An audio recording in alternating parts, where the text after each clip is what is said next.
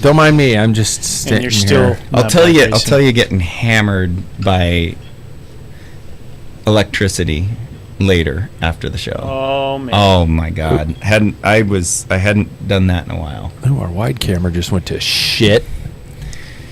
277 volt? No. The bus. 2, 3. Oh. To my ring. That's why I got this. Yeah, I have. That's your old one, probably. It's two of them. It's a cover of Okay. Oh God. Oh my God. I just, it lit me up. Well, sorry, I'm trying to get everything dialed in here, and all my camera angles are fucked up. Did I bump him? No, I blame Jackson. It's probably just because he's probably not able from to bumping into the door. Yeah. Okay, I gotta do this. How do I close that? I close that. Goat meal. Close that. Stout. I'm drinking stouts now, so I drink less beer. Mm-hmm. I'll only drink 4 of these a night, not 12. 12 IPA. It's my new diet. That's good. 4 stouts. It's a 4-to-1 ratio, or 4-to-12 ratio. That would be a 3-to-1 ratio. Mm-hmm. Yeah. Okay, I'm trying to figure out if I got all my shit together here. 1-to-3 ratio. 1-to-3. Yeah. 1/3. Don't hurt yourself with the math there, Jack. It's a new mathematician. Remember, he just got shocked really bad. I know. Did he? I actually went home and did my EKG on my watch. Did you? To see if I killed part of my heart. Yeah. What are you talking about? You got electrocuted. Just the He got electrified. Hazards of the job. Yeah. Okay. Yeah. Paul is camera 3. You guys are camera 3. I'm camera 2. So we know which ones are which, right? We all know that, right? I hope, yeah. We're all good. 2-3.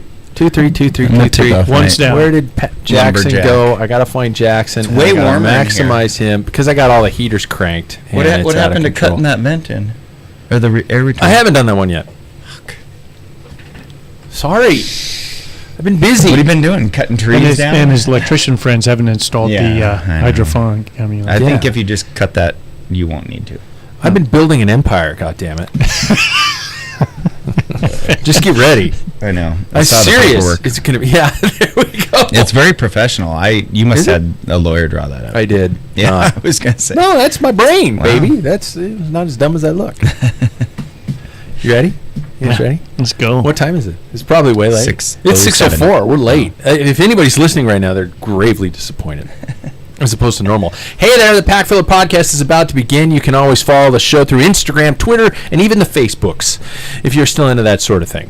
The show is streamed live every Tuesday at 6 o'clock Pacific on our Packfiller Productions YouTube's channel, as well as the Podbeans app. You can call the show directly from Podbeans and chat along in the discussion on both platforms. Yes, I am intentionally saying that, and yes, I should probably record that to sound a little bit more professional if I ever get my shit together. You guys, this episode of the Packfiller is brought to you in part by our friends at Giant Bicycles. Have you seen that Giant is now leading rides and workouts on Zwift? They are. No. Yeah, you can go to the website giant-bicycles.com/US. Let me do that again. Giant slash is in the little line, not It's not a giant giant slash. dash. Oh. Giant Dash. dash. Okay, giant-bicycles.com/US. Or just Google it, Giant and then dash. you should be good. Yeah. Giant-bicycles.com. So is there a smaller dash as opposed to a giant dash? It's just regular dash. It's not the underscore dash. Okay. Yeah. To check out the schedule, add to the fact that they, no matter what level or terrain or interest you have a bike to fit you perfectly. So get to your local Giant dealer today. Take it from me. I'm a TCR advanced rider, and that's the only time I can use the word advanced when I'm talking about my skills. I had it on the wrong camera the whole time. Everybody's looking at you guys while I was reading the copy. That way they think I'm making it up. Picking our nose. Yeah, exactly. Making what up? Picking what? No, you said they think I'm making it up. Oh, that I don't have prepared notes in front of me or anything like that. I know, but they don't, but now they do. Shit. Hey, it's Tuesday, January 19th. Tomorrow's Inauguration Day. And with 2021 off to such a splendid start, I expect no disruptions at all. Here in the powered, I want to emphasize the word powered Packfiller Studio, I'm Pat Bolger. With me are the bicycling brain trust, the cranian captains of cycling, the pedaling purveyors of prognostication, or the wheel whisperers themselves. Nobody laughed at that. That was fucking brilliant. Yeah, that was well done. I didn't know if it was laugh-worthy, but it was well really done. big words. Yeah. I wasn't following. Paul Main, a.k.a. Professor Paul. How are you, man? Good. Jackson Bulger, a.k.a. Kniggetwing. How are you, man? The theme's a little too hot. We know that Jackson's good, and the theme's going to be over in a second here. So, Jack Broadhead, a.k.a. we don't have a nickname for him yet because he doesn't ride enough to earn one. Yep. Hi, Jack. Hey. And I'm Pat Bulger, a.k.a. Simply Huge. I'm never going to let that one down. I'm never going to live that one down. I am big bone. Yeah. And you big bone too? Big boned? I'm not big boned. No, but you said you're big bone too. Like you're fat and you're big bone. I didn't say that. I didn't say you're fat. You said two though. I know what you meant. Setup. You're like my wife. I fat shame myself, so Yeah. it's okay. You guys, let's talk about last week before we even get to anything bicycle related. We finished the show. I got it posted. Everything was good. Happy. I went to bed planning on an super early morning interview with the one and only Matt Stevens. Well, that show has been posted. Thank you. Thank you. It was a good one. Yeah, I was definitely looking for praise there. Only to wake up in what would appear The apocalypse. where does the Lord of the Rings, Middle Earth, right? Okay. I outside our homes, it looked like one of those gigantic monsters ran through Middle Earth, if you will. You guys going with me on the visual? Yeah. Okay. Because there were trees down all over our neighborhood. I went up to Comstock Park this last weekend. Ooh. And it looks honestly like it looks horrible. Battlefield. Mm-hmm. Yeah. Yeah. So for those of you not knowing what Spokane, Washington is like, we're in the Evergreen State. And up here on the South Hill where all the snobs live, there are a shit ton of evergreen trees and above ground power lines. You'd think some electricians would get that shit figured out, but It's not our deal. Not That's utility. fault. Yeah. Not my fault. But anyway, wind took out 70 plus mile an hour winds took out all these trees in our neighborhood, and it looks like absolute insanity. Power lines, cars. I saw a brand new RV get crushed in its own driveway. Never said they never got to use it. Yeah. Few houses over on the other side of Grand. There's one right over here. Smashed. Yeah. Oh, okay. Mm-hmm. Yeah, it's just out of control. Yeah. So I was feeling kind of first world problems in the fact that I didn't have power to interview a guy in England via Skype in my studio.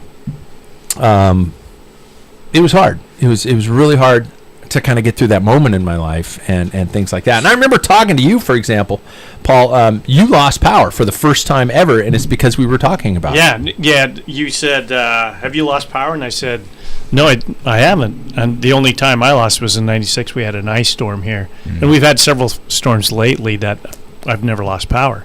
10 minutes later, boom. Yeah. And we're the last ones to get back online. Were you? Yeah. When did you go back? It was about 4:00 on Saturday. Don't you have a generator? Do you need That's another story. Do you need me to hook up a generator I for you? looked at my wife. I got a text from CP. I set up his generator system, and he's like, "Thank you so much." And and I'm looking at it, and I said, I can't tell you how many generator backup systems I've done Really? in 27 years. My mom has an automatic transfer switch. She doesn't even know the power goes off, other than her natural gas bill goes way up. Auto. Yeah. How big of a generator do you need? 10K.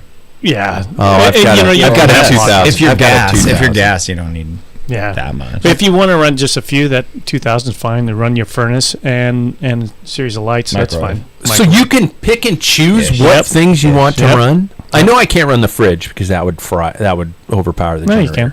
Really? Yeah. On a 2,000 watt generator? Yeah. It's kind of. You don't run like everything. Welcome to Electrical Talk, everybody.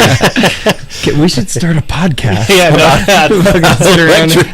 We'll invite Pat over. But anyway, I said, here I am setting all these up, and I don't have one. You're like the car mechanic that drives the car that barely runs. Don't look at cobbler's kids' shoes. Yeah. Yep. Jack, did you lose power? No, we don't lose power down there. Jackson, your grandfather wanted to know if you lost power. He's like, how's Jackson? I'm like 400 miles away. Yeah, we had a pretty intense storm here, like it was rattling our windows and everything. But no, we didn't lose power. I know some people in Portland did lose power, but no, we didn't. We luckily, thankfully, didn't lose it because we already had earlier in the year. So I never realized how dependent I am upon electricity until I walk through my own house flipping switches. Like I'd come down the stairs and I'd automatically go click. And it gets colder and colder and colder. Yeah. Yeah. I will say we lost power earlier, like I said, in the year, and newly having a black cat. Oh, see the cat. Oh She's shit! stepping on it. It's a tough thing to do. Yeah. I don't have a cat sound. Got him. There he is. So I was on the coast over Hoquiam. Okay. 20 miles from the ocean, and we had a little bit of flooding, and then about 8 o'clock that night we had some winds were picking up, and it's like we're laying in bed going, wow, it's pretty fucking windy. Yeah. And I don't know, I fell asleep and everything was normal the next morning. But we looked at the news and Spokane was annihilated, and we're like at the front, you know, and I think the trees on the west side or right by the coast are just so used to it that Because I think if we got hit hard with moisture, and usually it's frozen this time of year. We're always moist, so our trees, you know, our roots are probably deeper, and they're just used to it. But so 60, 70 mile per hour winds are pretty easy. You said moist. Moist. That's a word that bothers certain people. Yeah, it just said it's a gross word. Moist. Jackson, it bothers you, doesn't it? You know, I've come to You've overgrown mutual agreement. Moist and I have. Yeah.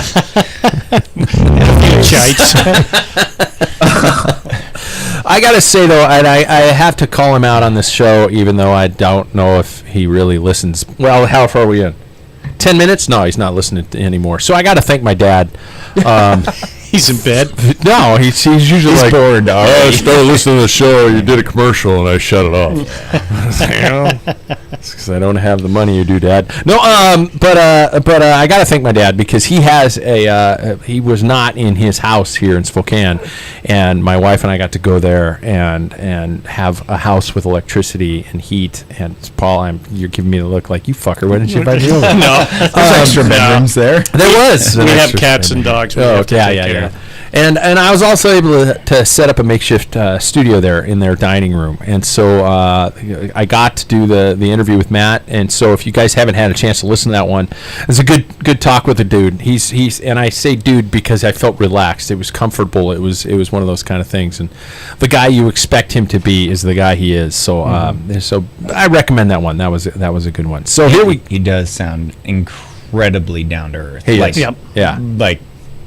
Yeah, I was really happy. I wish the show was video. We did the whole show on Skype, and I wish I'd have done it in video because he's wearing this denim black jacket, you know, just kind of the short ones, underneath a Star Wars shirt, black shirt with the yellow Star Wars, and he stood up at one point when I asked him one of the rapid fire questions, something people don't know about you. He says that I'm in my pajamas, and he had black and white checkerboard pajama pants on, and he wasn't afraid to show them. And so I was like, that's pretty cool. Yeah. You know? Yeah. For me, for example, I'm naked right now from the waist down. That's why I'm not going to get up and get a beer. I won't go on that side. Horrifying. Yeah, I just want the listener to imagine that one. Gentlemen, who's riding? Oh, let's start with Jack. Jack, who's riding? Well, I've been running. Why? I figure so. That's I'm only going- 3 letters. We went Running is 6 letters. Run is 3. So Ride is okay, 4. I'm totally getting motivated. I was looking for my fenders because we're gonna have a little Fenders. We're gonna have a little wet get together over on the west side. You're going to announce that? You can no. announce it if you want. I mean, that would indicate commitment, and we haven't had I'm any fully commitment committed. from Nightwing yet anyway on this one, so we might as well put him on the but- spot. Yeah. So yes, you guys are going to come over sometime in March, mid-March to he's. Shit. But I've actually probably got 3 good days of 60-mile rides lined up that you guys have never seen, other than maybe Vance Creek if we do that loop. But nobody from over here wants to put fenders on their bikes because It never rains over here, and Jackson, you have fenders? You'll all hate each other. I'm looking at his bike, and behind him, he's got a little seat saver one. Pass saver. That just all that does is send it to the guy behind you. Yeah. It doesn't. It saves you, but it doesn't save the guy behind you. And kind of on the west side, there's an etiquette about don't show up to the ride if you don't have fenders. Really? So I'm gonna have to just sit on the front because I'm gonna have fenders. No. You guys fucking melt in the rain or something? There's no way I'm gonna. You guys melt in the rain or something? Well, 100. Okay, so What a world! 100 days of rain, and you'll fucking want a set of fenders. No, I don't disagree. Yes. It's terrible. Jackson's flying.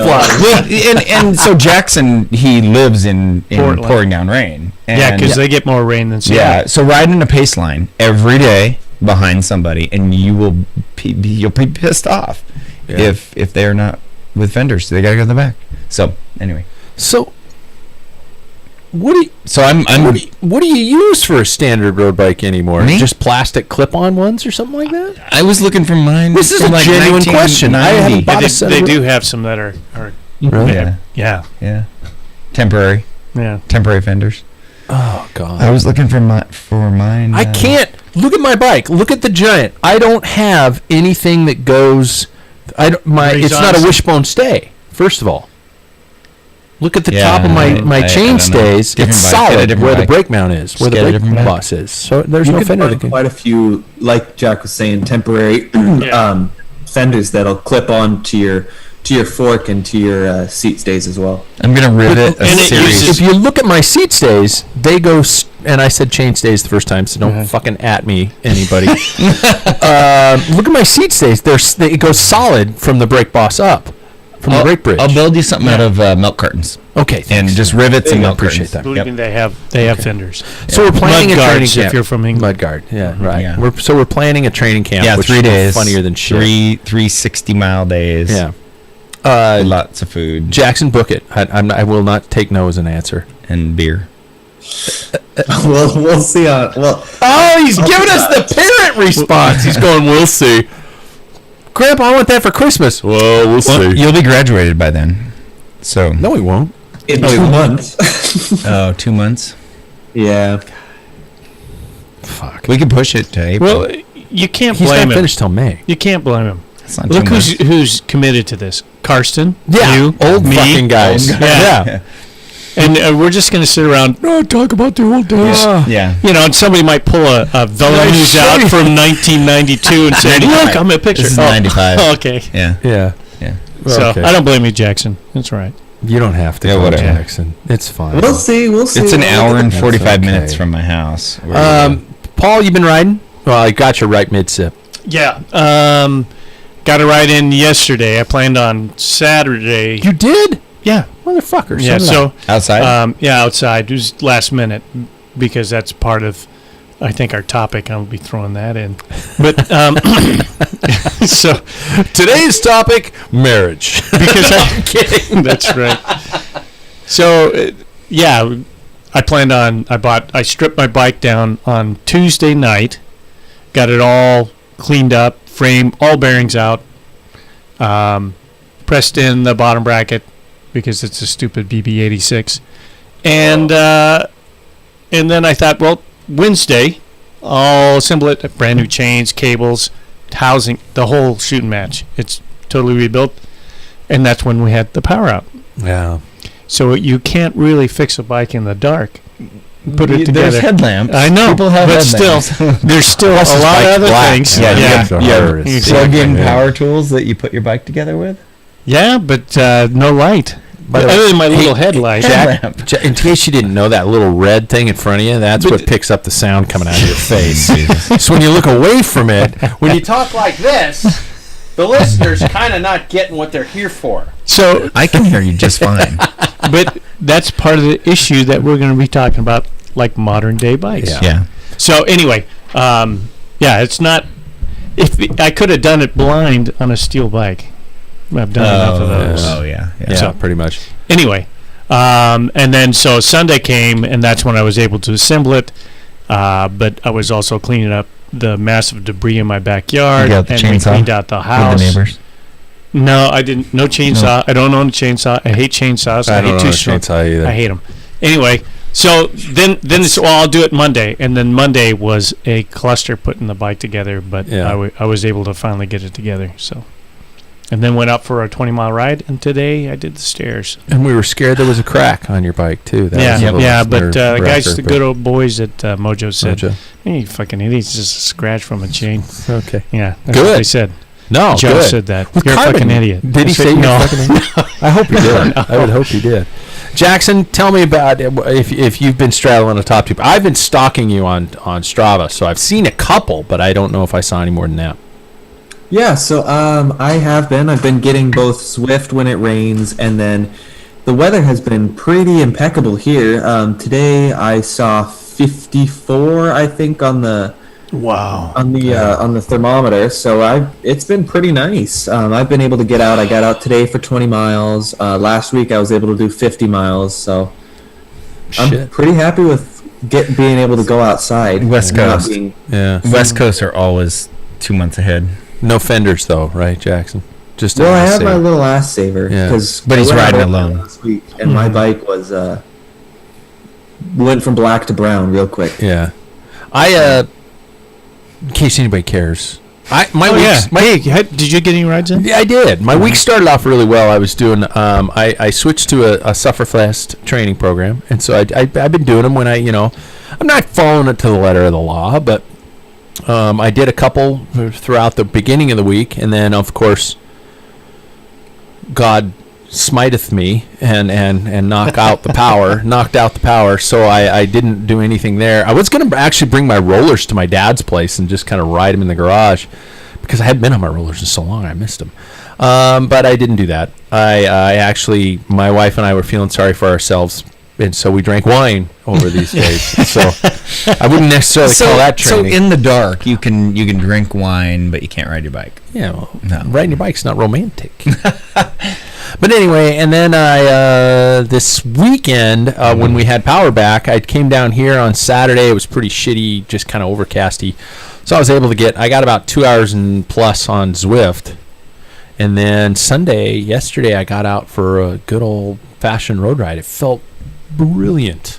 I think I got 20-some miles was it, but a little over 1,000 feet of climbing, and it felt so goddamn good to get outside. I always complain about it. I'm always like, oh, I don't want to get on all my gear. I'll just get on Zwift, yada, yada, yada, yada. Carson kind of says that stuff, too. And I agree with Carson.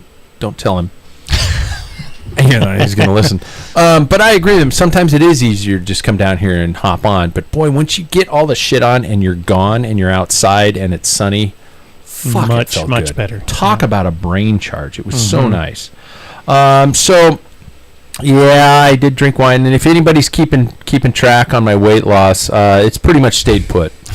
I've lost. I didn't gain. There you go. I've lost 4. I have 14 to go. So shit. I see a lot of people posting their plans to attend and register for events already. Have any of you guys got something on your radar, Paul? And we're going to end up drinking if you say the name. No, it moved. It moved to September. Yeah. What did they move, Paul? They moved. Grab your Tour de Bloom. Yeah. Jackson. Oh. Does Roger promote it or something? No, shit! Jack Rodhead. Jackson. What are you drinking a cider or are you just drinking like soda? Water. Oh, a cider. Good man. Okay. Good. Right. We'll keep doing this. Yeah. Jackson will get really funny. Yeah. So they moved it. Moved it to, I think, like 22nd, 3rd, 4th, 5th or something like that in September. I should be ready. Shit. Just because to make sure that COVID is done. So the first stage race is Walla Walla, and I think that's the first weekend in June. Ooh. Which, if we're at stage 4. So Montana has the Rocky Mountain Roubaix. And that's in May. So that is definitely a target for me. I don't know about Walla Walla because that's my 40th high school reunion. Oh. I'm that old. I thought you were going to say like anniversary. I was like, no. Yeah, you can do that. Fuck the high school reunion. Yeah. Jackson, you got anything on your radar? You and I tried to get into Ted King's little Vermont gravel gig, but that didn't work. Yeah. I am kind of playing along. Wherever you guys go, I'll probably go along with you because you're my team. So Other than the training camp. Other than the mandatory training camp. Yeah. But no, I think leave that alone. but I'd like to do the Midnight Century and do somewhat well in it this year. I think that'd be a cool thing for me, and it kind of plays into my love of gravel anyway. So I think that's my big target right now. I see that Unbound Gravel, is that what it's called now? Oh, formerly DK? Yeah, registration's open for it. Wow. Just saying. Put your name in that lottery. Is it first weekend of June or first weekend of May? I have no idea. I didn't pay any attention after that, even though it's probably my job to do such. Hopefully it's the former and not the latter. Yeah. Jack, you gonna do? Yeah, I got. My big worry is getting on my bike before you guys come out to my house and make me ride 180 miles in 3 days. That is my big goal. So let's just, All right. The wife says we can get on the trainer tomorrow morning. Nice. I'm gonna mix running and riding to get fit. Yeah. To get the heart and lungs. And it stops right there. You're not going to go any more running until you get fit. Then you're going to stop? Then you'll stop. Yeah. Yeah. Which stop? Which? Yeah. Let's just get through March.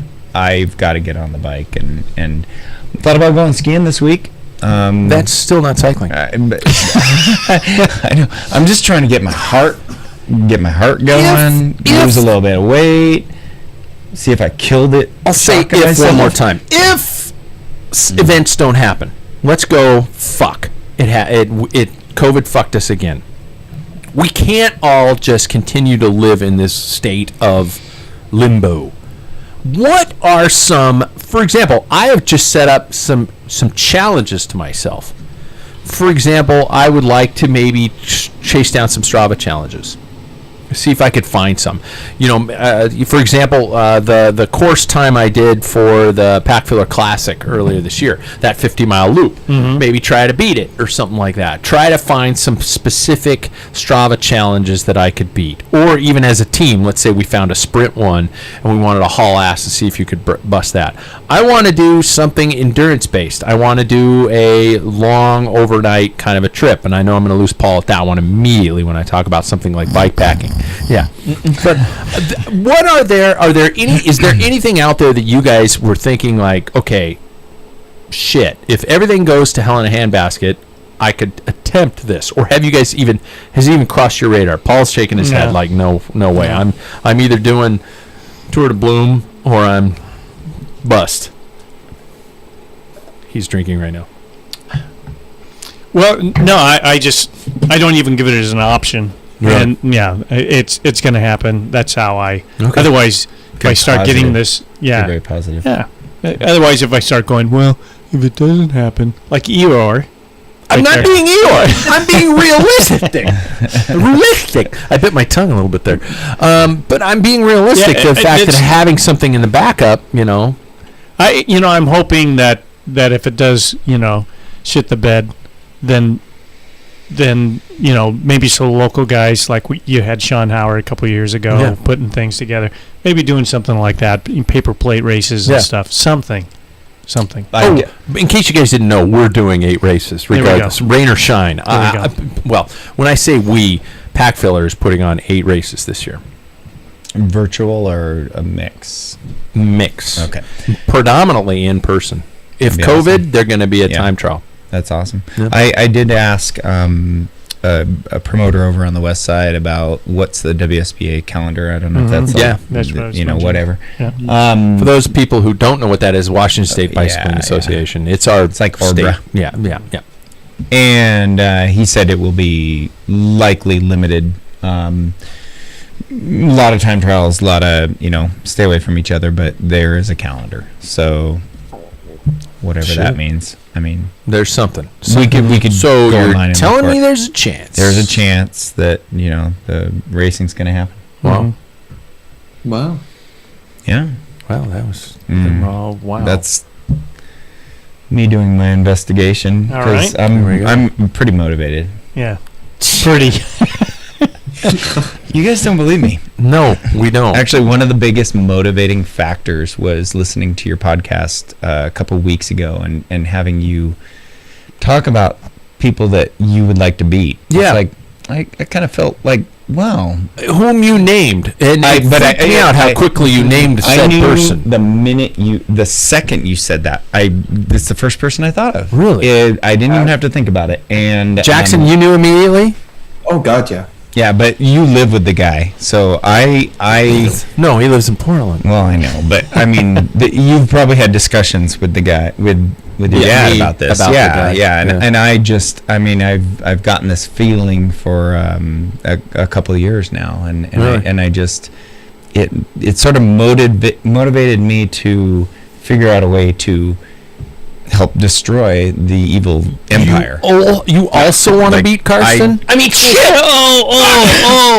Oh man. It's not Karsten. I Karsten, love yeah. Karsten. Yeah. But you also. But no, I just somehow, some way help Yeah. the cause. I don't think I'm going to be the guy to do it. I just This person is stronger. I did some investigation throughout the week. Yeah. Yeah, and I don't know. I know more now. I don't know the guy. I really don't know the guy. I just want to help you out. So Should we get motivating? It is. Should we get to the news, gentlemen? Mm-hmm. That's a little hot. Although when I listen back, it's never as hot as I think it is. Listening to when I'm traveling across the state and I'm listening to on the AirPods, I really struggle to hear The background noise. Just conversations. Your interview. Yeah, I was like. So pick apart the podcast, please, especially while we're live. I appreciate that, Jack. Oops. Top headline: Jack Broadhead is a fucking asshole. Well, everybody knew that. First one, more time for Remco. Remco Evenepoel is going to need further 3 weeks off the bike, you guys, to help his pelvis fracture heal completely, giving him just 3 months to prepare for the planned Grand Tour debut at the Giro d'Italia. In case you didn't know, he fractured his pelvis when he went, over a bridge into a ravine at Lombardia last August. He appeared to have recovered quickly and was back training in November, December. How apparently he's still in quite a bit of pain. Team doctors advised him to stop training in mid-December, putting a halt to his comeback. First of all, you guys have any thoughts on what that could mean for a guy like him in his season? Count him in or count him out, especially as we're staring down. I can't believe we're 3 months away from the Giro already. Mm-hmm. Shit. Paul's got his arms crossed. He's opinionated, and he's ready to go to battle. Well, obviously is a more serious break or in a position where, it's uncomfortable to ride. But somebody that young, not recovering, that's a scary thing. I'm sure we don't get all the details. But, if doctors are saying, dude, you got to back off. Yeah. Or it's got to be on maybe a pivot point or something where, I don't know. Saddle. Yeah. That pelvis is a big, nasty bone. area, Yeah. yeah. So, Geraint Thomas cracked his when he crashed in the Giro, and that doesn't seem to be a problem. So I'm thinking somebody that young and that little, that must have been a bigger break than was led on to. Yeah. Or he was too anxious, like the youth, and forced an issue. So. It's a bummer. You would think that there would be so many people watching over him in every single step of the process, but yeah, shit. What freaks me out about Remco though is that. So you said what? How many months or weeks before the Giro will he be ready? Is what you were saying? Well, technically we're 3 months out from the Giro right now. See, what freaks me out about him is he'll have so little time to get ready. And he'll still just be, he'll win a stage, at least, I bet. Because from what I'm seeing from him, he's just, I don't know, he's just tearing it up no matter the circumstance. He recently spent time apparently at the training camp. He was physically there, but spent most of his time in the gym and cardio workouts in the pool instead of joining his teammates for quite a bit of long rides. I guess the other thing that popped into my head when I'm doing this, the news headlines is Quick Step ready to be a stage race based team? I think they're pointing that way, right? They got Remco, obviously, and he can do like the Ardennes or, because he's kind of small. But, gosh, who was it? Somebody else that they got. Well, the guy that was in the Giro, the Puerto Rican. Oh, Portuguese. Yeah. No. So there's another possibility for. I mean, that guy had the leader's jersey for a good couple of weeks. But that's no major Grand Tour Ineos kind of an operation. Not Ineos, but the Koenig.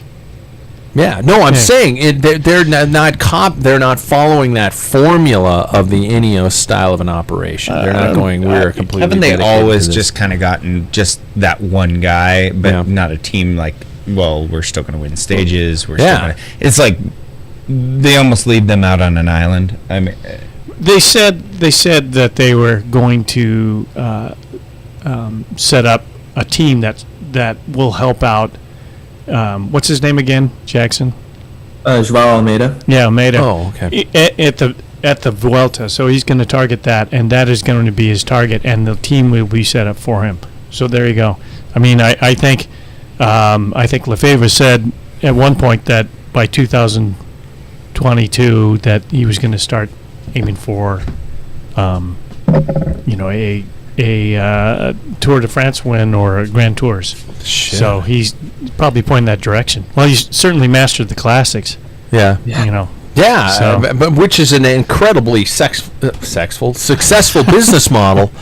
That why would you waver from it? I guess I don't know. Well, I don't think he has to. Yeah. Yeah, that's what I'm saying, and so, but a rider like Evenepoel has got to be one of those guys that you want to probably place up there. So think about from the future. Second story, I know what DSM stands for. Now that they're a sponsor, Yeah. Team DSN stands for Don't Say Much. Reason behind it is Mark Hirschi's abrupt departure from Team DSM, formerly Sunweb, to UAE Team Emirates at the turn of the year remains a mystery. A non-disclosure agreement has it so. Apparently so. According to Hirschi, let me look here. Who am I directly quoting? Anyway, 37-year-old went to wear a neck brace for the last 10 days. What the fuck? Okay, there we go. Two sides. They've lost Marcel Kittel, Warren Barguil, Tom Dumoulin, Michael Matthews. All have left the squad ahead of the expiration of their contracts. I know I mentioned this last time, but what the fuck's going on?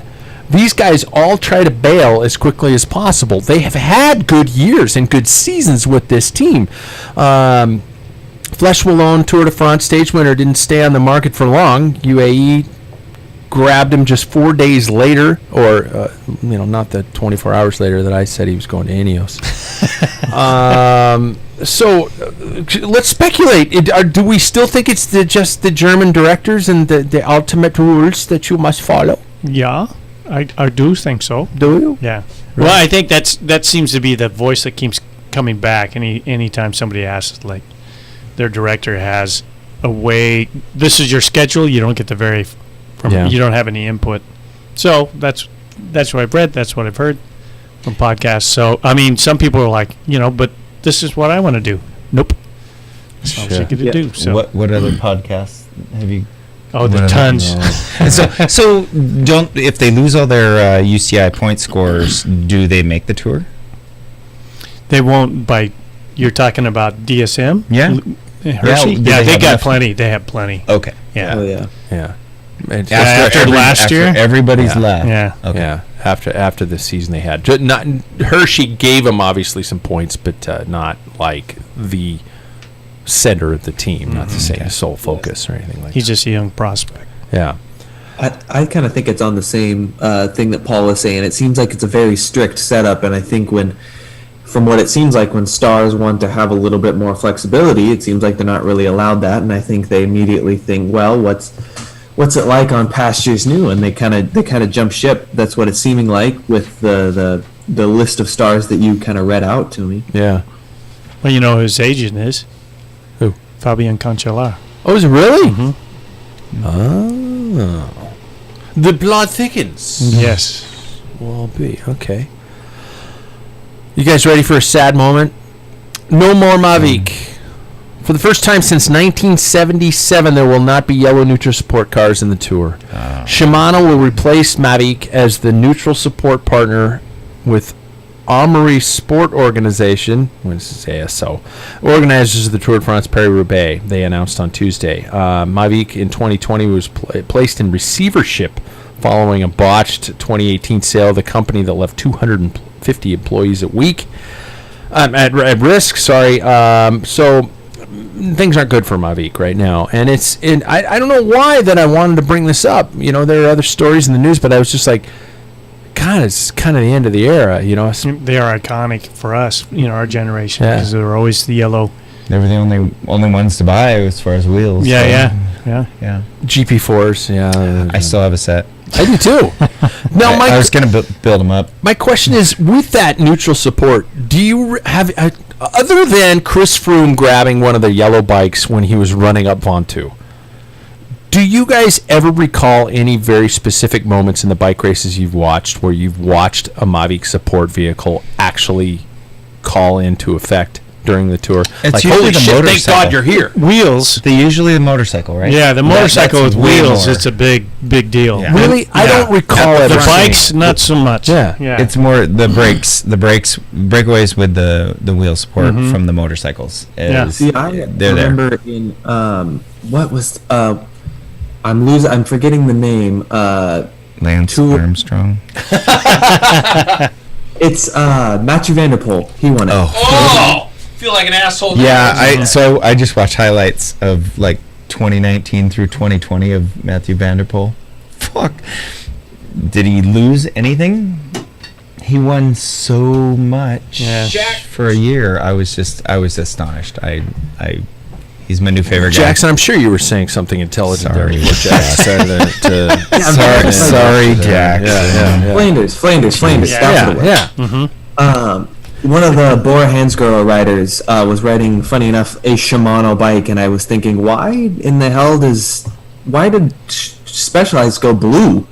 But I think that's the only time that I remember like a neutral service of any kind being used. I'm kind of bummed about it. It shouldn't really make that big of a deal, but I can't imagine Mavic going away, though. I mean, but you know, I guess. Well, they had to restructure. Maybe that's just a part of the budget. Yeah. One that really hurt them on those neutral support is, I'm going to say it, disc brakes. Because there were so many different sizes, so many different, that the wheel selection had to be, you know, back in our day. Yeah. I mean, you know, all the spacing was pretty close, especially when 10-speed came around. Yeah. Campy, Shimano, and SRAM are all interchangeable at that point in time. I personally ride Campy 10-speed with Yeah. Shimano. If I had 10-speed, we could change wheels. But Well, yeah, but so, you know, that like was... like an 11-19 straight block, right? Yeah. I can't ride that. neither end of that. So yeah, that was part of it. I mean, they had to have so many different variety of wheels, and I'm not saying that's the nail that put you know in the coffin, or the straw that broke the camel's back, or whatever. But yeah, it's getting to a point where it's so particular. Yeah. New bikes. There was one more story I did want to cover, and because of time, I can't believe I'm kind of bumping it, but I do want to say that thoughts, and thank God they're going to be okay. Bora Hansgrohe had a car versus team accident about, a little over a week ago, I think. Close to a And week. a couple riders were injured. I guess there was a car that, you know, in classic form, just pulled straight out in front of the guys without even blinking. And it seems like we've got some neck braces being worn, things like that, a concussion involved, and things like that. But Two some riders, concussions, I think. two concussions. So, shit. I mean, I is it just me or are incidents on the rise, or are they just being more reported? Well, big ones. I mean, you think about Sunweb back in the day with Degenkolb lost the tip of his finger and they had to sew it back on. They took out 7 guys. One guy, well, in fact, it was, oh my gosh. He actually took face lacerations and stuff. He's back to racing. I can't even think of his name. Microphone amnesia. Yeah. But, yeah, he's back to racing. He took it really hard. Hagen.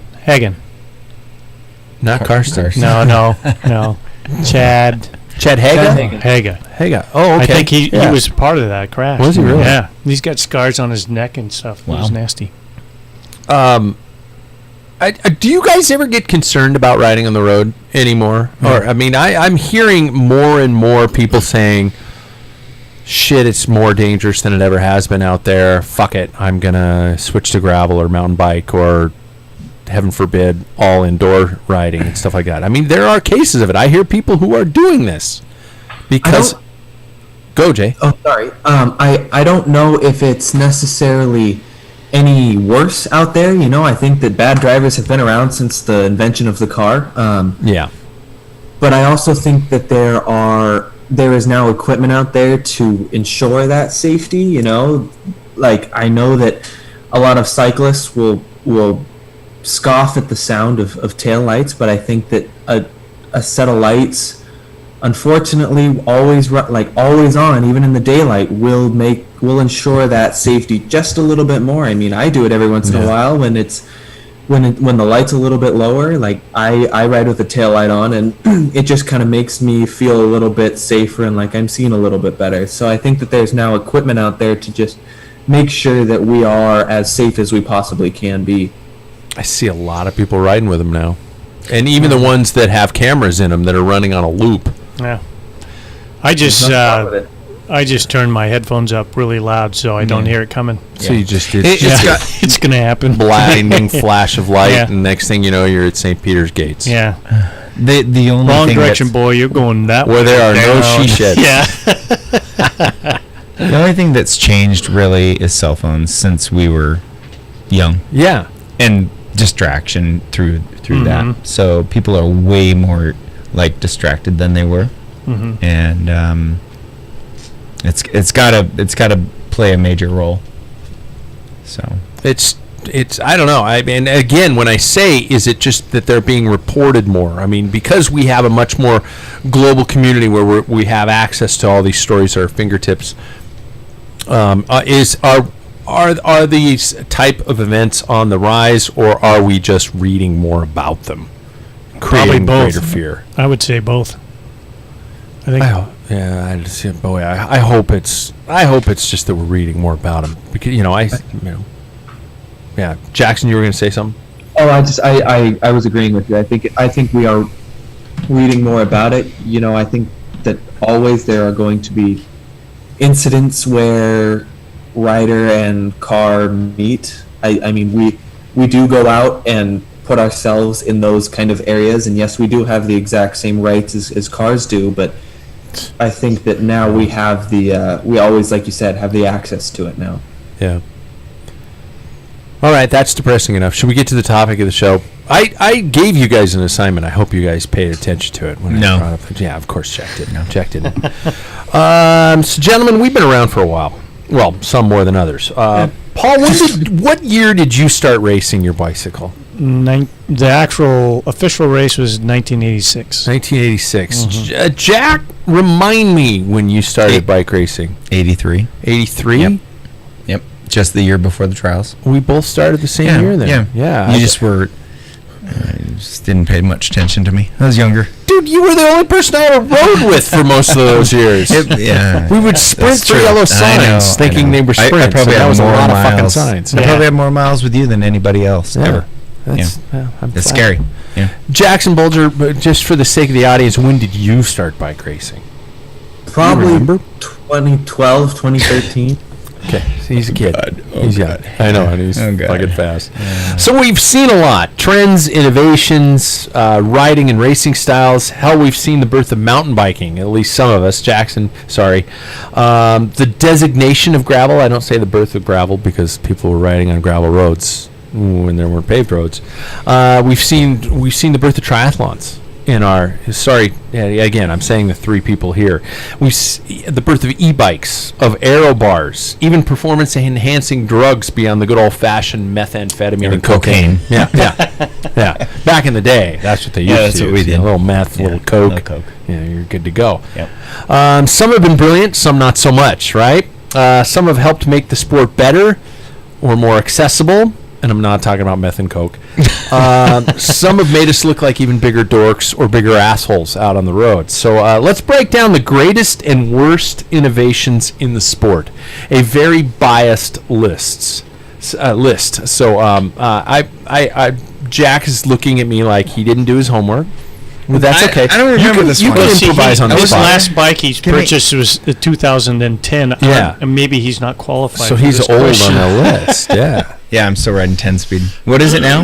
Is there 12 or 14? There's 12. Okay, good. Yeah. Great. There's one by even too if you're into that. I'm not into that. exactly. I like two by.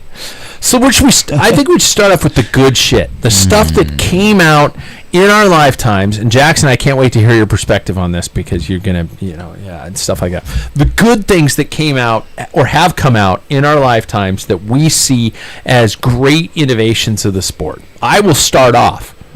And I'm going to just give you a generic one. And by the way, I also got on, I sent it out to our friends on Facebook and social media, and I got some responses from them. Oh. And things like that. So my first one is going to be, I think truly changed the name of the game was integrated brake and shift levers. I remember seeing those. I think it was Shimano's the first one that came out with them, the STI levers. I saw those and I was like, holy shit, that's so cool. I want.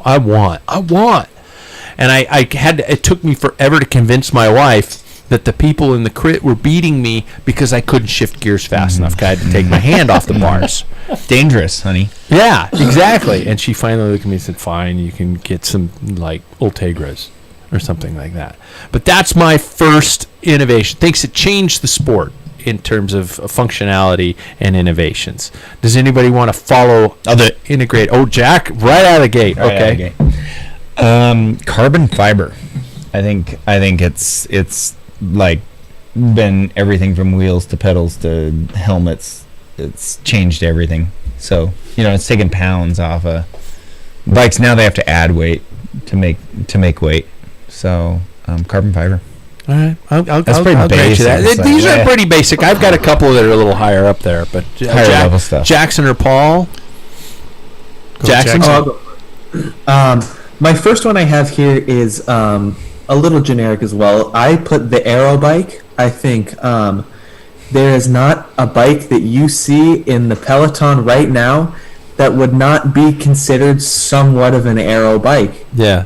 And I know that there will be others that disagree, but I think it's... I mean, we were all looking at Paul on that one, but yeah.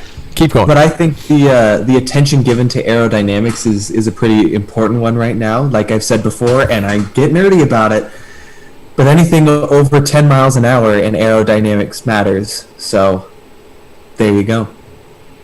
Kids these days. So I'll respond to all three of those. Okay, but are you gonna give us something innovative, or are you gonna the one say, to me? Full of shit. Get off my lawn. No. Yeah. To me, the biggest one, and still is today, clipless pedals. Oh yeah, big deal. That's my second. That's my second on my list. So for me, it's like something that was adapted quickly. I mean, people had no problem switching over. That's an indication. The next is brake lever, shift lever. Stop for a second. We got to address this whole clipless pedal thing because I first of all need to bring attention to the fact that Jack Broadhead and Pat Bulger were the first people in Spokane, Washington to have clipless pedals. Yep. Aero You got lights. the black ones. I got the white ones.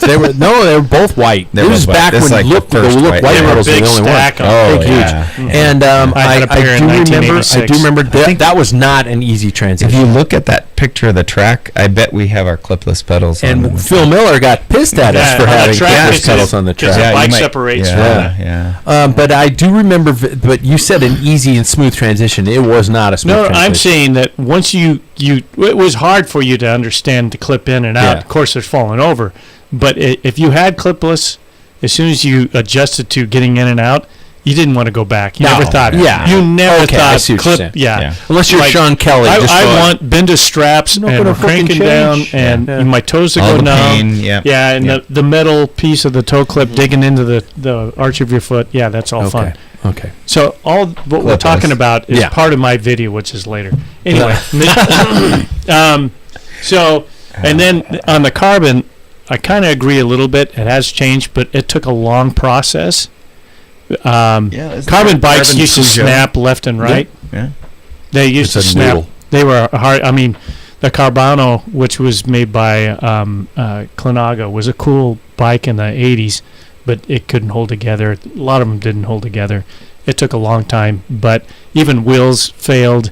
Now, I never true my wheels. When we had aluminum, it was like, I mean, that was part of Yeah. your deal was once a week you went and tuned up your wheels. I never touched my wheels, you know. I don't So- know how It's to worth anymore. the $2,000. Yeah, it is. for a It set of really wheels. is. Yeah. You know, there's the advance, but it took a long time.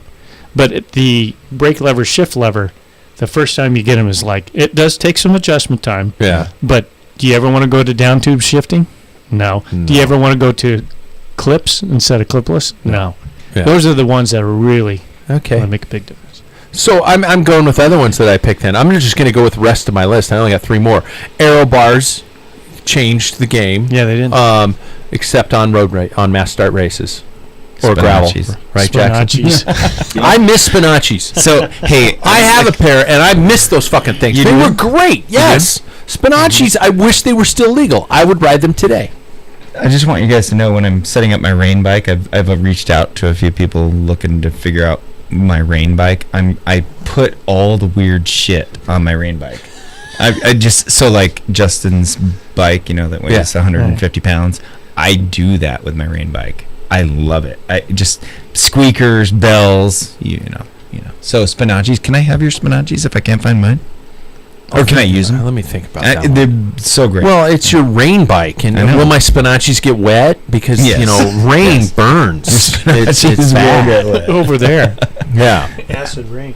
yeah. Yeah.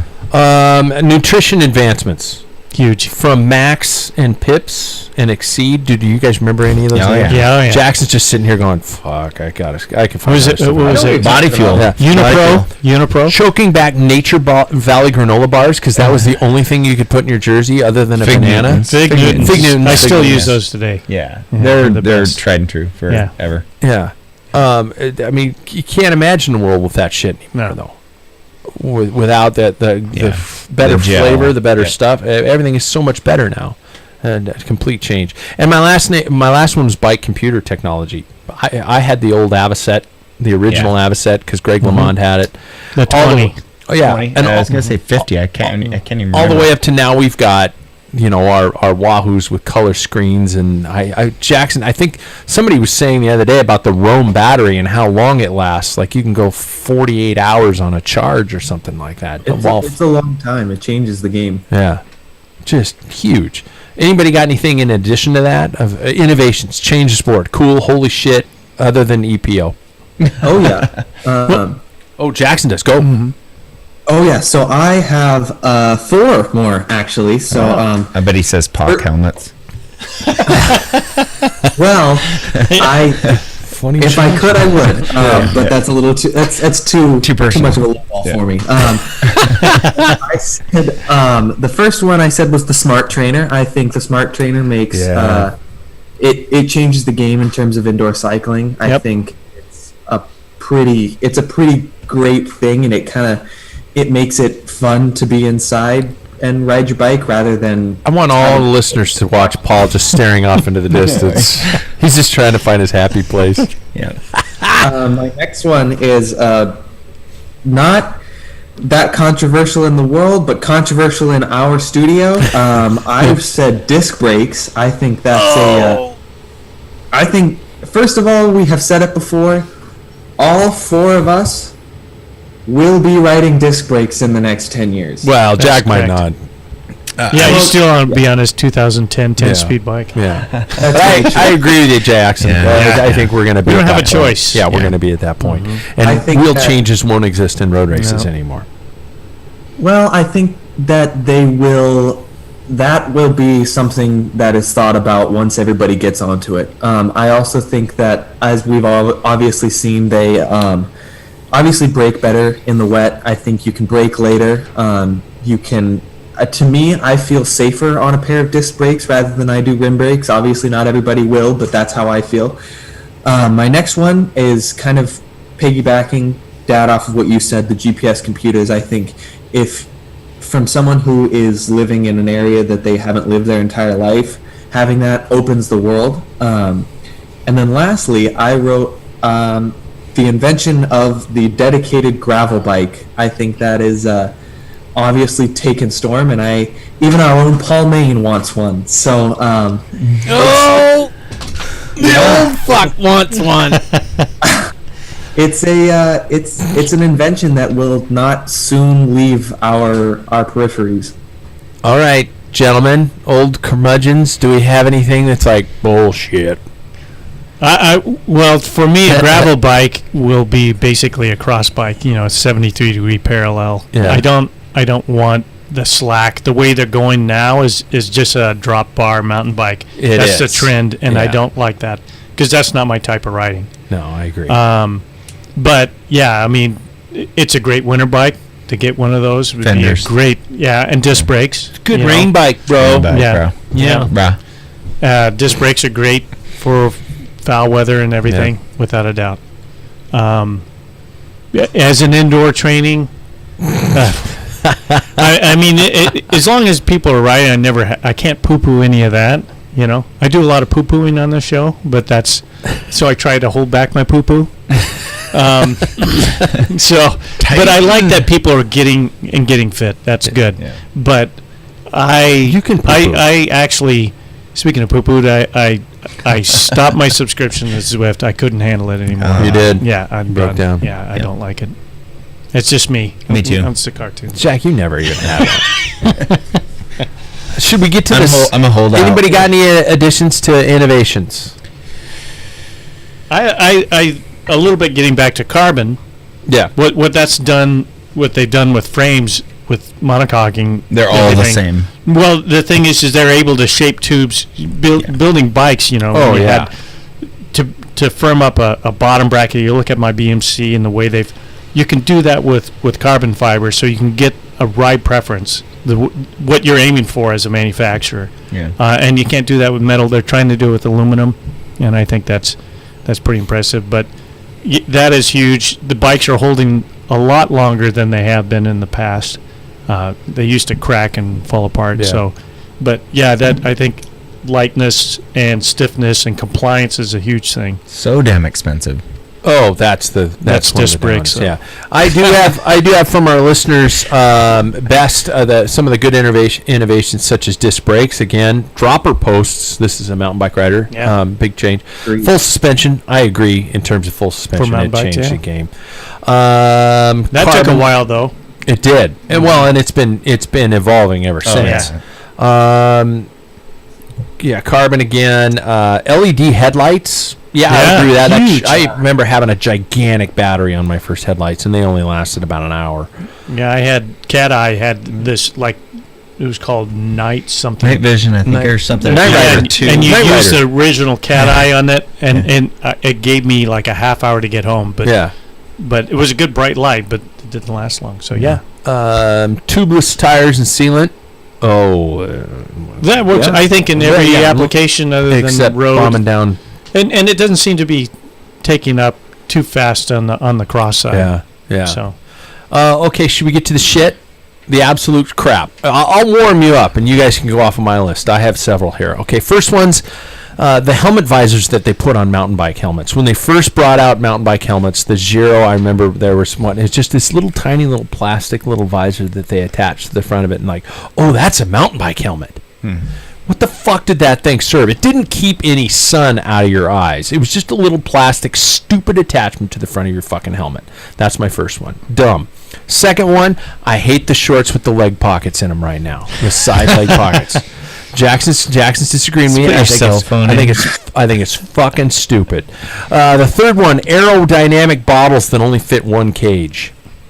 I remember that. I had a Campagnola bottle on the funny bike in there. Profile. Next one, in the 1980s, they had colored zinc sunblock that you put on your nose. That was and you wore it. Fuck yeah, I wore it. I wore all kinds of colors. Now you stupid? Yeah, I am now. Because you look back at your pictures going, God damn it. Jesus, why did I wear that stupid shit on my nose? You probably wore hammer pants, too. Hammer pants, yeah. Hammer time. I did. Yeah. I did. All right, see, there you go, zinc. Zinc. Next one, Cycle Bindings, and I can bash that company because they were a sponsor of my team. Jack, you were gone, I think, before we got sponsored by Cycle Bindings. That was probably 88. Great stiff shoes, but the pedals were just like a... They recessed into your shoe. Into your shoe, and they were terrible. No. They were terrible. You had to have their shoe and their pedals. The next one, the drilling fad. I remember Randy Blaylock got into the drilling fad, where people would take a drill to their bikes, and they would just drill out their rims, their cranks, their derailleur cages, mostly chain rings, and cranks. Yeah, and brake levers. Yeah, and brake levers, but I don't know about frame. I don't know if I've ever said. I don't think I ever said frame. I didn't say frames. I said their wheels. I think. Okay. I might. Let's go back to the tape. Nope, whatever. We can't. But yes. And lastly, my last really fucking stupid carbon fiber Strider bikes for kids. Specialized in making one fucking now. If you got the money. No. Don't spend the money on it. Encourage them. Buy a bike for another kid. Yeah. How much are they? Your status is not going to go up that much for buying your kid a fucking carbon fiber Strider bike. Can you tell how mad I am at this goddamn thing? It's stupid and it pisses me off. Those are my bad ideas. Does anybody want to question them? No. Mr. Jackson with the pocket sleeves and the side of your shorts. God, I hate those. Let's all talk about it, though. I can't calm down. How convenient. How convenient are pockets that are on our backs. Whoever the hell so are washing machines. Yeah. We're going to get you a vest, an ultra marathoner vest, so that you can put all your goos in the vest and have some breast watering. Yeah, why don't you just stick your power bars to your top tube? Jeez. Jackson's like, are you mad or are you waiting for your turn to talk? Oh, I was just waiting. Waiting for us to get tired. Yeah. Old guys. We'll run out of energy and steam. Quick, go, Jackson. Oh, I've been very much thinking about this, that it's very, very, very inconvenient to always have to reach behind you and grab everything. Especially, let's say you are off-road. It is very inconvenient. If we're being really, I'm gonna stand up for the camera here. It is the worst place to put pockets, besides like in the middle of your back. Having it on your leg, that makes things so much easier to me. But you're not as aerodynamic with it on your leg. And that's why I don't own them. You're talking about 8 inches of space here. The distance between your thigh and your back. Well, another thing to think about is how comfortable is everybody taking their hands off the bars? Newer riders, that's a great idea. I almost crashed last time we rode, but still. Yeah. I didn't crash. Oh, they look so... They give you saddlebags. They make you look like you've gained a little weight. Yeah. I would say for adventure cycling, that type of thing, when you need to store stuff. I mean, the application is fine. We are with Gravel Jackson here. I think, I don't know, I personally wouldn't want pressure against the side of my leg with something inside that pocket. Yeah. But I don't know if I was supported type of racing, I don't care where the pressure is because I got to carry all this shit, right? Road cyclists it makes sense in certain applications. But if you're a road rider, it's like, You're way too that? self-conscious. You're not gonna fucking There's put that. stuff on your outfit. Everything's No. That's the beauty of road cycling for me. Yeah. I'm basically It's a like an minimalist. F1 car gaining a roof rack. You want to put how about some water, a coaster, a little bottle holder in there, cup holder. A roof rack Yeah. with some bikes up there on Yeah. the F1 car. Yeah, I keep quoting The Rider, where Which is a great book. Uncle Teal used to take the bottle out of his cage and put it into his jersey on climbs. Yep. Because he said the bike needs to be light. Uh-huh. That has nothing to do with shorts with pockets on them. But does Jackson disagrees with my shorts with leg pockets. Does anybody disagree or have anything that they can top on their list of bullshit? I did get oval chain rings. Somebody did comment on oval chain rings. They keep coming back. I mean, they do keep coming back and going away. and going away. And actually, somebody said something really interesting. Maybe they have their place. Mm-hmm. One of our listeners said something really interesting in the fact that the derailleur, it's still the most efficient method of making all this work. Mm-hmm. But is it really the most efficient? Based on weight, I would think there's an 8-speed internal now they make. That hub is heavy, because you have so you have to weigh things out. It's just not. It is efficient. They've been trying to figure out like that ceramic speeds, trying to come up with a different drivetrain shaft. So I think something eventually will come along, and that's fine, as long. But to me, the aero thing is a big problem. Yeah, Jackson, I know you're gonna. Paul, and this Paul is was earlier. Yeah, it's all based on your weekend. Me, the week. That's for the weekend warrior. I mean, for me, for bike racing, I started thinking about this as I'm adding in to my bike, rebuilding my bike as they have this non-aero bike, but all my cables are hidden, Yeah. And I'm feeding this thing through, and I'm like, for what? I don't understand. If I'm using this bike for racing, how often am I getting the true advantage of aero if I'm in the pack? Your race tactics. A breakaway guy probably would want to be aero, as much as aero as possible, right? So, but if you're riding in the pack, that aerodynamics kind of goes away a little bit. It's more sanitary, though. At what level? See, that's the thing. Now it's a cosmetic thing. It's cleaner. It looks better. But the installation for the average Joe, for somebody who like me, I like working on my bike. That's because I like to know everything, what's going wrong. When something goes wrong, I know what it is on my bike, on the ride, that type of thing. So, the thing is when I'm fishing these wires through, and that used to be my specialty as an electrician, is fishing wires. I'm like, this is like the dumbest thing, just to hide cables. It's sanitary. I love exposed cables, though. I do love, the actual. Jackson's actually cringing. I love adding the little donuts so it doesn't scratch my frame. I love that look. It's more of a cross mountain bike look, honestly. Mm-hmm. But I don't know. Well, Jackson, what makes you cringe about exposed cables?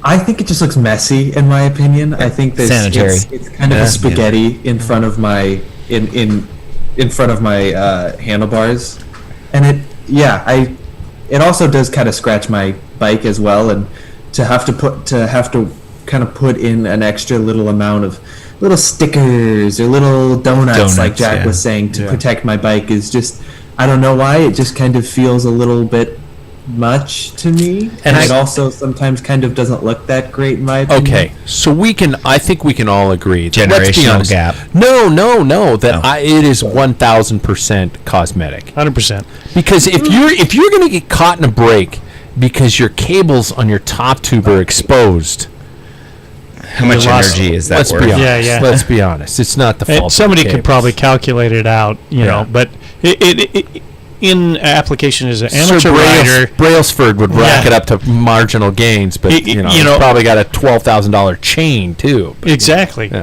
So as an amateur rider, for functionality to be able to service my bike, I don't want to feed. Now some of those you had to feed through the stem. You still have to feed through the stem, comes down through the stem through the down tube, but now we have electronics, right? So then that eliminates the cables. Now we have hydraulic hoses that we have to fish through. Yeah. So it's for serviceability and practicality, it's not there. I got into cycling because, as my video will show, this is just a little bite. Leader. But it was all about minimalistic. I mean, I like the beauty of cycling was just you had this one machine and yourself, and you had to know yourself. You didn't have all these exponents and a little bit. There was always everybody's trying to find a better system, a better way, but it was in the 80s, 90s it started getting a little crazy. We had Allsop. Can you imagine somebody riding those? I can't even imagine. I mean, it just started going nuts. Allsop stem, but on my mountain bike. Yeah. I don't want to poo-poo advancement. I think aerodynamics like wheels are a huge thing. For those of you keeping track, Paul Main has said poo-poo 4 times. More than that. Yeah, I think it was 6. But yeah. Oh, okay. So anyway, wheels are a big thing. But on aerodynamics, your bike, what I heard, and I might be wrong, but it's a very low percentage, like 10% of your aerodynamics, drag, aerodynamic or coefficient, is your bike. 90% is your body.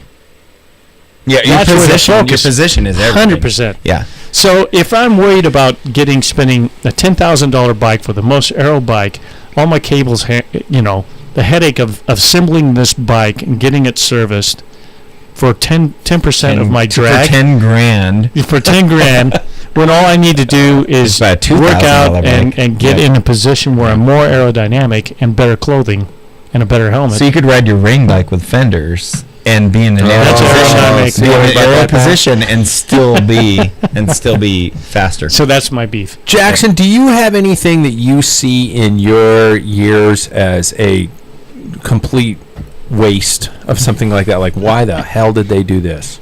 I'm just wondering, because you've been at it for, fortunately, a lot lesser time. Well, I have been at it for a little bit here at this point. So, and I've seen some things going through. I think the improper. One of them that I wrote down is the improper bike fit for aero gains. I think that your fit on your bike is probably one of the most important things if you're going to enjoy cycling. If you get on the bike every single time and you hate how it feels just because you're aerodynamic, you're never going to want to ride your bike. So that's I think very that's true. And what I'm thinking of here is I'm thinking of guys my size. It's like 6'4", really tall, big. Obviously, I'm not big and broad, but like big, broad guys who have the tiniest of bars and just to get aerodynamic. So I think that if you're the average rider, such as myself, I think that could be kind of later down the line pretty poor for your body.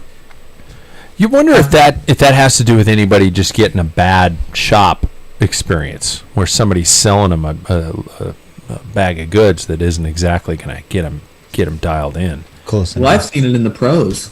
Yeah. So. Well, I don't think pros are in it to get comfortable. Yeah.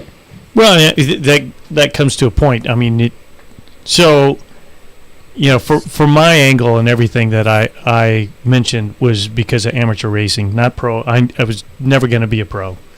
I want to do the best I can, service, be able to do as many races as I can and enjoy. That's my giggles. So, but that is such a small percentage of the bike industry. Yeah.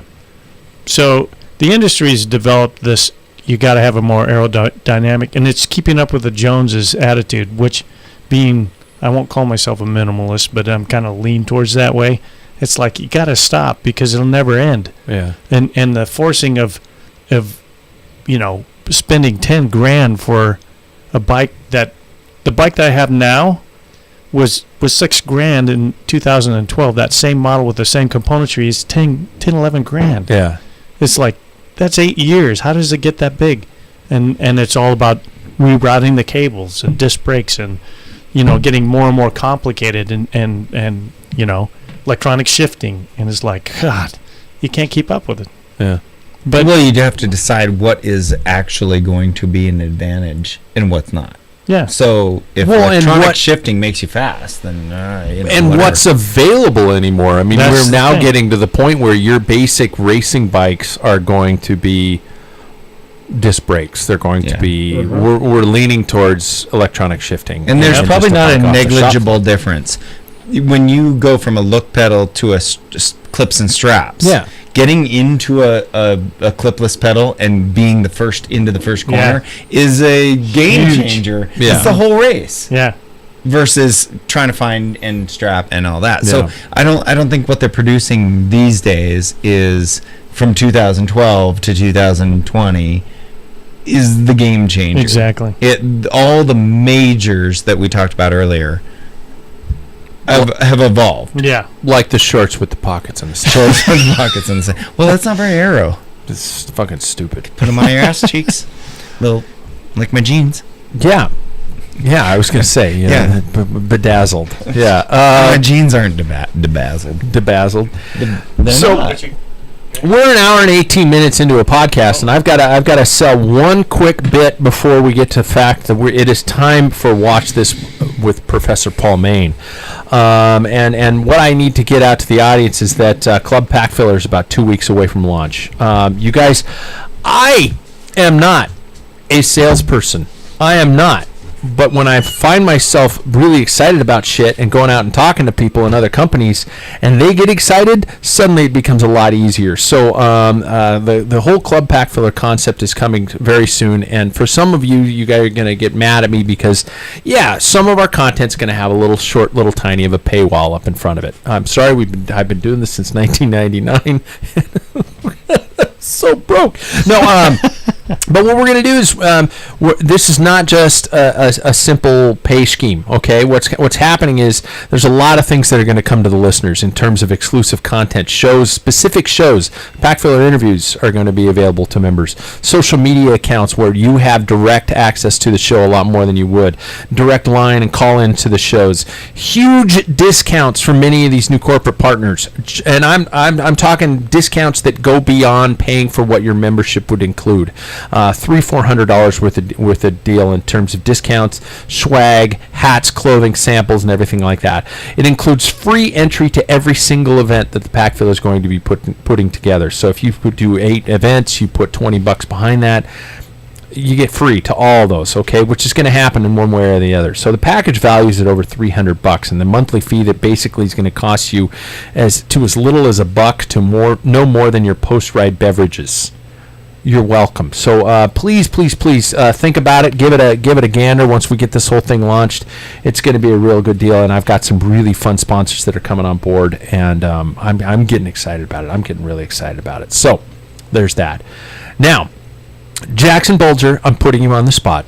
Did you watch A Throw of the Dice, the Rafa movie that Paul assigned for last week? This is your online class quiz.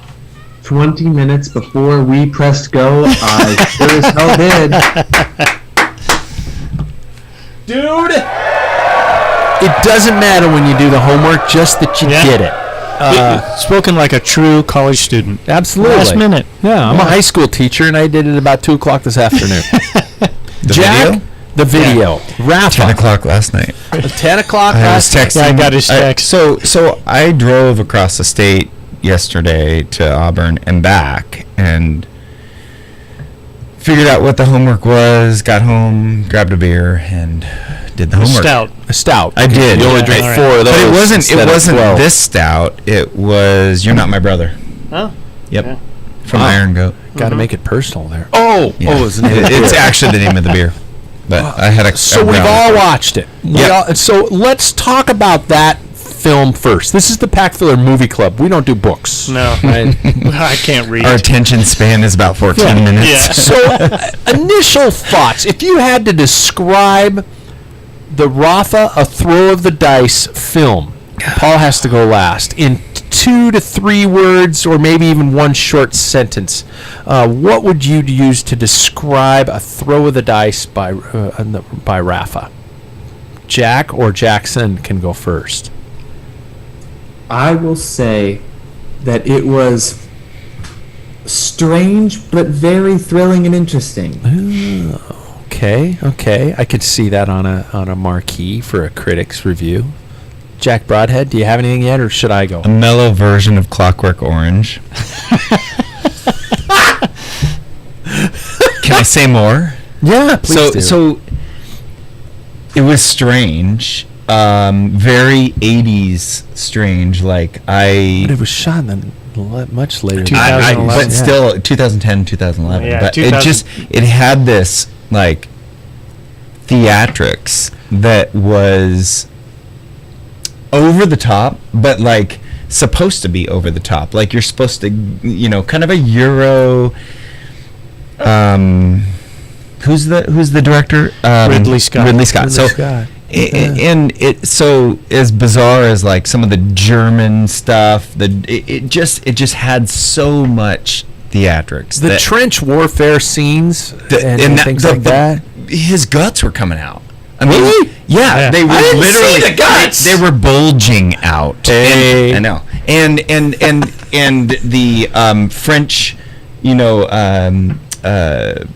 oh god, the dude who originally was walking the cobbles in kind of the Napoleonic garb.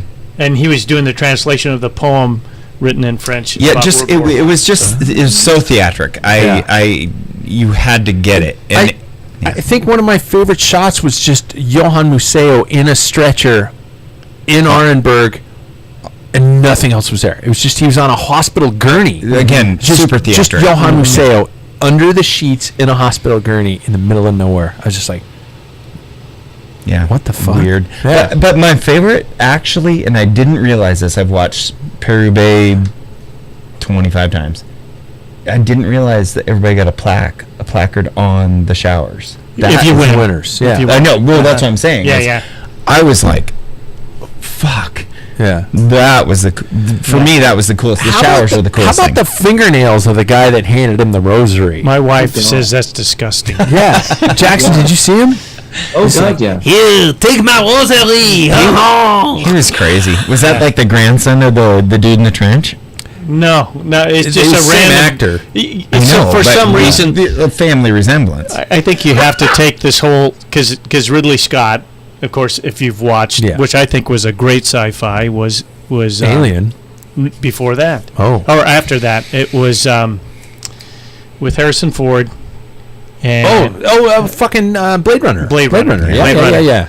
So I mean, he does Black take Hawk some Down. He does. he does a lot. Yeah, The Oh Martian. God, Black Hawk Down just stressed me out like for 2 hours. He's that Martian. kind of a director. Yeah. The Martian he did also. Yeah. So he's certainly got talent, but to me it incorporated the reason why I put it on there because I like artsy films. It was super artsy. Yeah, I like artsy films. Yeah. I like independent films. I don't like, superheroes. Superhero stuff for this production. Just can't. I can't get into that. I want something a little more. This is going to sound snobby, but cerebral. Other than watching people blow up and the superhero as explosions go off, he doesn't feel the concussion. Clockwork Orange. I've seen that 100 times. Yeah, exactly. Yeah. It was.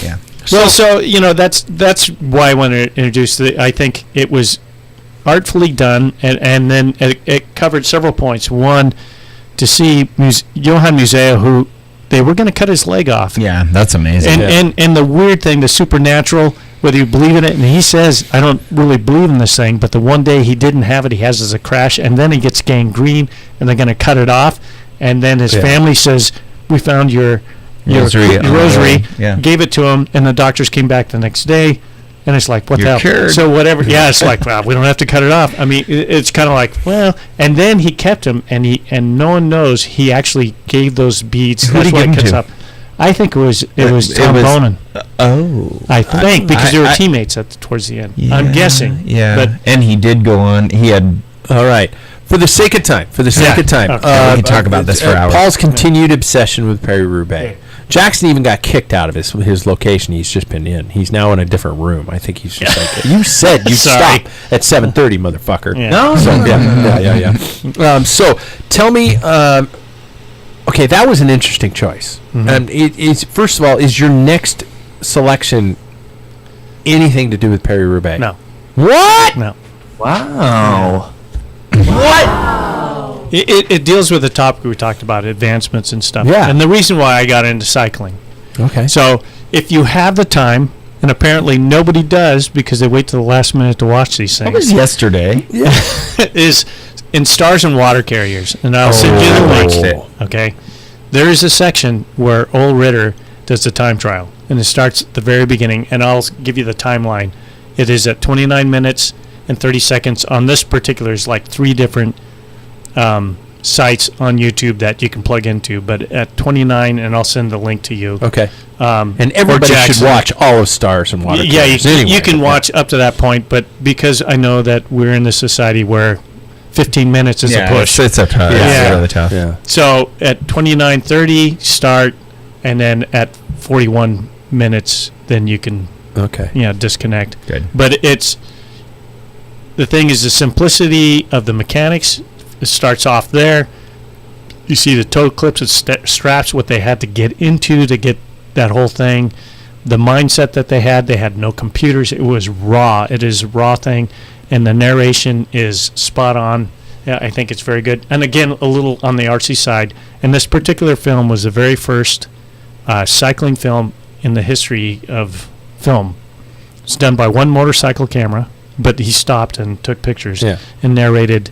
And there's a podcast, if I can find it, that anybody's interested, I might send that link also. So there we go. For everybody, first of all, I think if you want to claim yourself as a cyclist, and if you're stuck like we are, probably riding indoors this weekend, crank up YouTube and Stars and Water Carriers. Probably the whole thing is available on YouTube. Yeah, it is. I would imagine. Like I said, there's 3 different people that put it on there. Yeah. So watch Stars and Water Carriers just to get a feel of well, first of all, how old we are, but second of all, how these classic films are put together. I think that's a must for almost any cyclist. That and A Sunday in Hell. Yep. Are 2 of the big ones. So there we go. That's our assignment for next week. Just a section of Stars and Water Carriers, but you should watch the whole thing. Yes. 11 minutes and 30 seconds. 11 minutes and 30 seconds. You can make it. You can do it. All right, you guys, that's our show for this week. Stay tuned for our last Packfiller interview before the club kicks in. Great talk with Gabriel Benjamin, a.k.a. Yoga for Cyclists. I had a chance to chat with him just a couple days ago, and we're going to be posting that probably by the end of this week. So that was a good one. And man, oh, God, I got to start doing yoga. I really do. I did it today. Did you? Yeah. And a run. And a run. With stairs. He ran stairs. It's a run. We got to post that video because, first of all, I love that you Thanks for inviting me. You said fuck about 4 times in like a 30-second video. So that's, if we ever start a TikTok account, that'll be the one we launch You with. said while you were working out, you were videoing? Halfway through on my break on recovery. Yeah. So there we go. Jackson Bulger from Portland, Oregon. Thank you for being on the show, buddy. Yes, thank you very much. I had a great time. Jack and Paul, of course, as usual. Thank you for being here, Jack. Ride your fucking bike. I feel lucky. Ride your fucking bike. Everybody out there, get out, ride your bike. Be sure to like and subscribe. And do us a favor. Tell a friend about us. And for those of you guys who were on Podbean Live, keep in mind that you can, for right now, call into the show. I fixed all that. It's all better. So there we go. I guess that's our show for the week. Thanks, everybody. Thanks. That's off. That's off. I've still got so many things to go through before I turned everything off.